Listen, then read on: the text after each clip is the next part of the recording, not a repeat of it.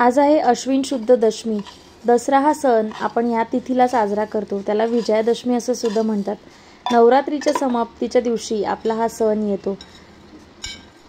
3.5 मुहूर्तांपैकी एक मुहूर्त असलेला हा सगळ्यात मोठा दिवस। या दिवशी केली जाणारी सगळीच कामं शुभ असतात। दसरा हा 3.5 मुहूर्तांपैकी एक मुहूर्त मानला जातो, त्यामुळे कोणत्याही शुभ कार्यासाठी या दिवशी शुभ मुहूर्त पाहिला जात नाही। 9 दिवसाची नवरात्र संपली की काही घरांमध्ये 9व्या दिवशी नवमीला घट हलवतात किंवा काही दिवशी दसऱ्याला उठवतात। तर दसऱ्याच्या दिवशी आपण शमीची पूजा करतो, सीमोल्लंघन करतो, अपराजिता देवीची पूजा करतो आणि शस्त्रपूजा सुद्धा आपण या दिवशी करत असतो। त्याचबरोबर आपल्याला सरस्वती पूजन पण करायचं असतं। नवरात्राचे 9 दिवस तर झाले, पण माझा अखंड दिवा अजून सुद्धा सुरू आहे, त्याच्यामुळे मी त्याला विझवला नाही, आहे तसाच ठेवला। सकाळची लगबग झाल्यानंतर अखंड दिव्याकडे थोडंसं लक्ष दिलं, त्याच्यानंतर सकाळची देवपूजा करून घेतली। साधीच देवपूजा करत आहे, कारण अजून फुलं वगैरे सगळं आणायचं बाकी आहे। ते आणल्यानंतर मग पुन्हा एकदा सगळं काही व्यवस्थितरित्या करेल। दसरा हा सण भारतात सर्वत्र साजरा केला जातो। पराक्रमाचा, विजयाचा दिवस म्हणून दसरा या सणाची ओळख आहे।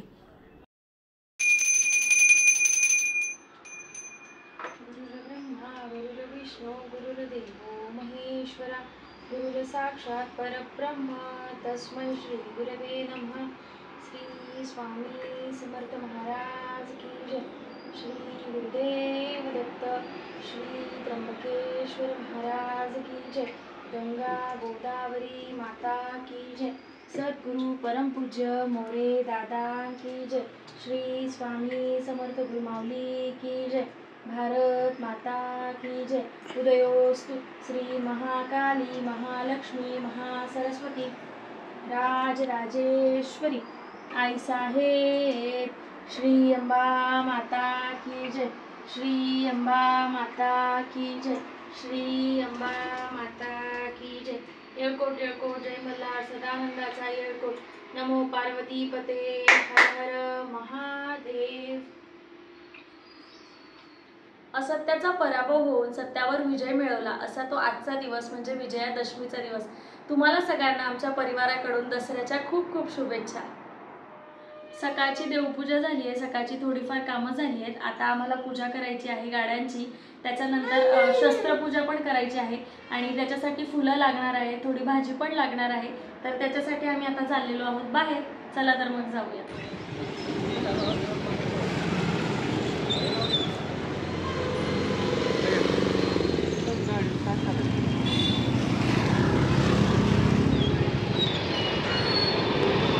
दादा शमीपत्र द्या ना 10चे।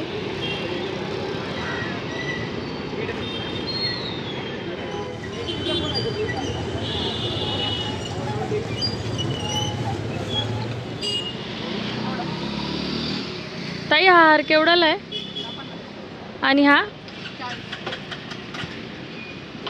व्यवस्थित लावा ना, 3 घ्यायचे।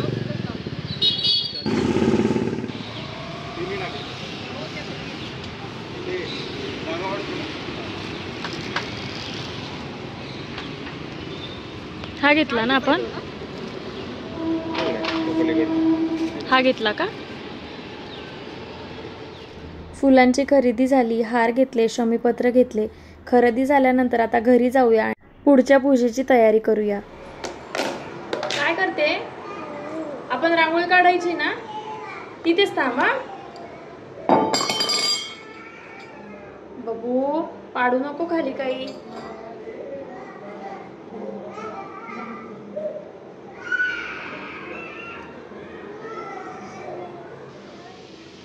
छोटीशी छान अशी रांगोळी सुद्धा काढून झालेली आहे। आता बाकीच्या पूजेची तयारी करायची आहे। आधी आराध्याचं आवरते आणि त्याच्यानंतर मग पूजेची तयारी करते। रांगोळी वगैरे काढून झाली, देवपूजा झाली, पूजेची मांडणी सुद्धा करून झाली। आता आराध्या झोपली आहे, तर म्हटलं तेवढ्यात आता स्वयंपाकाचं काम उरकून घेऊया। तर बट्ट्या मी आधीच करून घेतल्या होत्या, डाळ शिजवून झाली आहे, आता भाजी करत आहे। तर आम्ही आहोत खानदेशी लोक, तर खानदेशात नेहमी सणाला एकतर पुरणावरणाचाच नैवेद्य केला जातो, मग एकतर पुरण केलं जातं किंवा मग वरणाचा नैवेद्य केला जातो। तर आज मी इथे खानदेशी पद्धतीची वरणबट्टी बनवलेली आहे आणि आता वांग्याची भाजी करून घेते। स्वयंपाक करता करताना आपण दसऱ्या सणाचं थोडंसं महत्त्व जाणून घेऊया। तर दसरा हा सण ना भारतात सर्वत्र साजरा केला जातो आधीपासूनच. तसं पहिले तर हा सण फार प्राचीन काळापासून साजरा केला जायचा. सुरुवातीला तो कृषी महोत्सव म्हणून आपण साजरा करत होतो. पावसाळ्यात जेव्हा शेतकरी धान्य पेरतात आणि ते पीक जेव्हा तयार झाल्यावर ते घरात आणण्याची वेळ येते ना, तेव्हा हा सण साजरा केला जात होता. आजही त्याच्या काही खुणा काही भागांमध्ये आपल्याला दिसायला मिळतात. जसं की घटाच्या वेळेला आपण जे धान्य पेरतो आणि 9व्या दिवशी घटाजवळ त्या पेरणी केलेल्या धान्याचं जे तण येतं ना, ते आपण देवास वाहतो. आणि त्याचबरोबर सीमालोंघनला जाताना डोक्यावर आपण ते धारण करतो. या प्रथा अजून सुद्धा काही गावांमध्ये काही भागांमध्ये दिसतात. आणि या सर्व काही गोष्टी आहेत ना, कृषी महोत्सवाचं महत्त्व आपल्याला सांगतात. त्यानंतर जसं जसा काळ बदलत गेला, या सणाला पुढे धार्मिक रूप आलं आणि पुढे हा दिवस आपण पराक्रमाचा पूजनाचा दिवस मानला जाऊ लागला. या दिवशी आपण शस्त्रांची पूजा करतो. दसरा म्हणजे सीमालोंघनाचा दिवस. सीमालोंघन करताना म्हणजे सीमा ओलांडणे, आपल्याला याचा एक वेगळा अर्थ लागतो. आपल्या समाजात काही विचित्र रूढी आहेत, धर्मभेद आहेत किंवा जातीभेद आहेत, उच्च नीच हा भेदभाव आहे.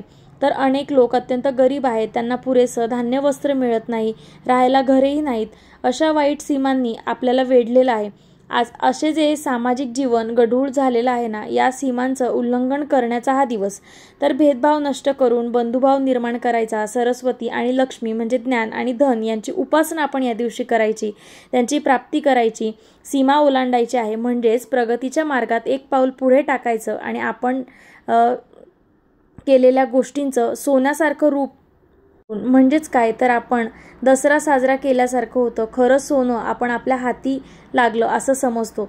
दसऱ्याच्या दिवशी सोनं लुटतात ही जी पद्धत पडली त्यामागची सुद्धा एक कथा आहे. ती कथा सुद्धा मी पुढे पूजा करताना तुम्हाला सांगेल. तर इथे आता माझा पूर्ण स्वयंपाक करून झाला आहे. किचनची सगळी कामे आवरून झालेली आहेत. 12 पण वाजलेत. तर छान कुरकुरीत बट्ट्या तळून घेतो. आधी देवांना महाराजांना नैवेद्य दाखवतो. आम्ही सुद्धा जेवण करून घेतो आणि त्याच्यानंतर मग आपण खाली जाऊया वाहन पूजा करण्यासाठी.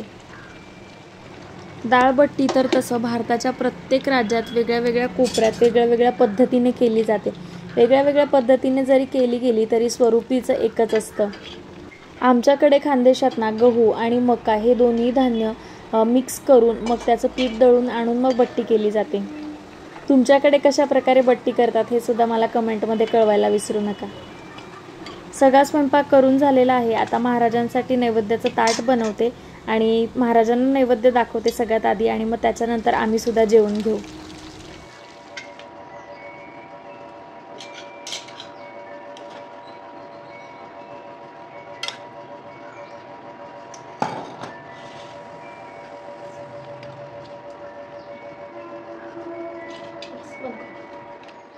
आता नवीन काळानुसार आपण दसऱ्याच्या दिवशी सणावाराला गाड्यांची सुद्धा पूजा करतो.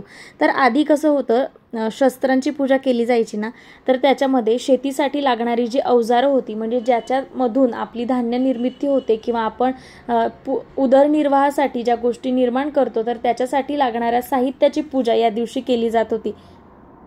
रोजच्या आयुष्यातील लागणाऱ्या आपल्या गोष्टी ज्या आपल्या आयुष्याचा अविभाज्य भाग आहे त्या गोष्टींची पूजा आपण सणवाराला करत असतो.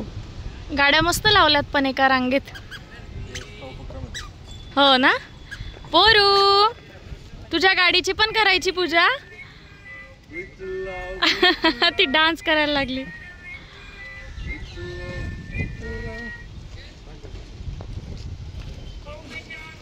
झालं जयू? ठीक आहे, झालं की सांग मग पूजा स्टार्ट करू.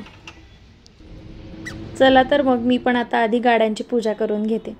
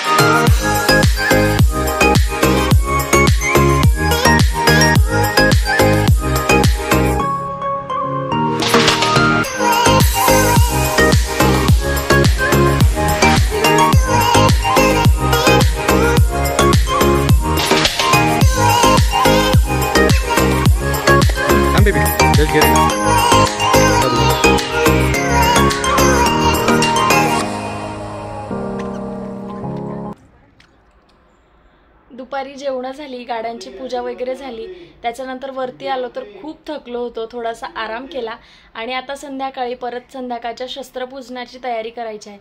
तर आमच्याकडे घरात जी शस्त्र असतात, जी म्हणजे शेतीच्या कामासाठी लागतात, तर शेतकरी त्याची पूजा करतो किंवा आपल्याकडे दैनंदिन जी शस्त्र असतात जसं की चाकू झालं, आपल्या घरातल्या छोट्या मोठ्या गोष्टी, त्याचबरोबर सरस्वती पूजन सुद्धा आजच्या दिवशी केलं जातं। तर त्याच पूजेची तयारी मी आधी करणार आहे। तर आता फ्रेश होतो, तयार होतो आणि संध्याकाळच्या पूजेची तयारी करतो। गाड्यांची पूजा वगैरे झाली, आता शस्त्रपूजेची तयारी मी करून घेतलेली आहे। तर शस्त्रपूजेबरोबरच म्हणजे घरातल्या आपल्या ज्या काही गोष्टी असतात आपण ज्या वापरतो त्याचबरोबर आपल्या नोकरी संदर्भातल्या वस्तू, तर आता आपण लॅपटॉप वगैरे वापरतो आधुनिक काळासोबत, तर त्याची पूजा आपण करतो। पुस्तकांची पूजा म्हणजेच सरस्वती पूजा आपण या दिवशी करत असतो। तर 3.5 मुहूर्तापैकी हा मुहूर्त भारतातला मोठा सण आहे। महाकाली, महालक्ष्मी, महासरस्वती यांचा हा विजयोत्सव नवरात्रीतील सेवेने पूर्ण होतो। दसऱ्याच्या दिवशी आपण अपराजिता देवीचं पूजन करतो, सीमोल्लंघन व शमीवृक्षाचं सुद्धा पूजन करतो।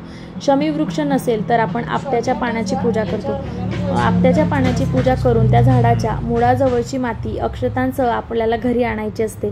आपट्याची पाने लहानांनी मोठ्यांना देऊन आपण नमस्कार करतो। या दिवशी दसऱ्याच्या दिवशी आपट्याचं पान सगळ्यात अगोदर आपल्याला महाराजांना अर्पण करायचं असतं आणि त्या अर्पण केलेल्या पानांमधून 2.5 आपट्याचं पान आपल्याला आपल्या पाकिटामध्ये, पर्समध्ये सांभाळून ठेवायचं असतं पुढील दसऱ्यांपर्यंत। दसरा सण मोठा, नाही आनंदाचा तोटा, असा हा सण। आज आपण आपट्याची पानं सोनं म्हणून एकमेकांना देतो। हे पान आपण जर नीट बघितलं ना तर ते हृदयाच्या आकाराचं असतं। त्याचे 2 भाग असतात पण ते एकमेकांना जोडलेले असतात। आपल्याला ते याच्यातून हा संदेश देऊ इच्छितात की 2 हृदय एकमेकांशी प्रेमाने जोडा, प्रेमाने एकत्र या। पानांच्या रूपाने आपण आपली मने जुळावीत। सोन्याच्या श्रीमंतीपेक्षाही हृदयाची श्रीमंती अधिक मोलाची असते, असा संदेश आपल्याला आपट्याचं पान या दिवशी देत असतं। तुम्हाला माहिती आहे का दसऱ्याच्या दिवशी सोनं लुटण्याची परंपरा का पडली? तर त्याची एक पुरातन काळातली कथा आहे। रघुराजाने विश्वजित नावाचा यज्ञ केला होता। विश्वजित यज्ञ म्हणजे आपल्या पराक्रमाने सर्व पृथ्वी जिंकायची आणि जिंकलेले सारे राष्ट्र, सोनं, नाणं, रत्न हे गरजू लोकांना दान करून टाकायचं। केवढी त्यागाची भावना आहे ही। रघुराजांचा यज्ञ संपला, त्याने जवळ असलेल्या सगळ्या गोष्टींचे दान केले आणि त्याचवेळी वरंतऋतू या ऋषींचा विद्वान शिष्य कौत्स हा त्यांच्याकडे धन मागण्यासाठी आला। त्याला गुरुजींनी गुरुदक्षिणा द्यायची होती। खरे म्हणजे गुरुजींनी त्याला सांगितले होते, बाळ तू शिकलास, ज्ञानी झालास, आणखी मला काय हवं, हीच माझी गुरुदक्षिणा। पण कौत्साने हट्ट धरला। गुरुजी थोडे रागावले। ते म्हणाले, तुला गुरुदक्षिणाच द्यायची आहे ना, मग या एका विद्येसाठी 1 कोटी सुवर्ण मुद्रा, याप्रमाणे 14 कोटी सुवर्ण मुद्रा आणि त्यातही एकाच दात्याकडून आणल्या पाहिजे। एवढं मोठं दान एकाच वेळी देऊ शकणारा राजा त्यावेळी एकच होता, रघुराजा। म्हणून कौत्स त्याच्याकडे आला। राजाने त्याचं स्वागत केलं। राजाने सर्वस्व दान केलं होतं। राजाकडे दान द्यायला द्रव्य नाही, कौत्सानेही ओळखलं। तो राजाला आशीर्वाद देऊन परत जाऊ लागला, पण राजा त्याला जाऊ देईना। राजाने त्याचं येण्याचं कारण जाणून घेतलं आणि 3 दिवसांची मुदत मागून घेतली। कौत्साला हव्या असणाऱ्या सोन्यांकरिता देवांचा भांडारी कुबेरदेव त्याच्यावर स्वारी करण्याचं राजाने ठरवलं। आणि काय आश्चर्य, कुबेराला ही बातमी कळताच त्याने रघुराजाच्या नगराबाहेरील शमीवृक्षावर सुवर्ण मुद्रांचा पाऊस पाडला। दुसऱ्या दिवशी सकाळी राजाला हे कळलं। त्याने त्या सर्व सुवर्ण मुद्रा कौत्साला दान दिल्या। कौत्साने त्याला हव्या असणाऱ्या फक्त 14 कोटी मुद्रा घेतल्या। राहिलेलं सोनं तो घेईना आणि राजाही दान दिलेलं परत घेईना।